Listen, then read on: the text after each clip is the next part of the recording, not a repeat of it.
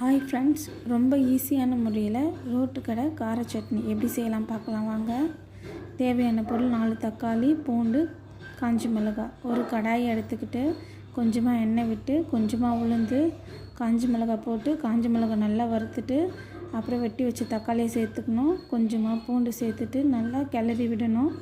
கிளறி விட்டதும் தேவையான அளவு உப்பு இது கூட சேர்த்துட்டு இதை கிளற பிறகு ஆற வச்சுட்டு மிக்சியில் போட்டு எடுத்துகிட்டு அரைச்சிட்டு தாளிப்புக்கு தாளிச்சிட்டு கொஞ்சம் ஒரு 10 மினிட்ஸ் கொதிக்க விடணும். நல்லா கொதிக்க விட்ட பிறகு பாருங்கள், லைட்டாக எண்ணெய் பிரிஞ்சு வரும். எண்ணெய் பிரிஞ்சு வந்ததும் கடைசியாக நம்ம கொஞ்சமாக ஒரு கைப்பிடி அளவு கொத்தமல்லி இலையை சேர்த்துக்கலாம். சேர்த்து ஒரு கிளறி விட்டுக்கோங்க.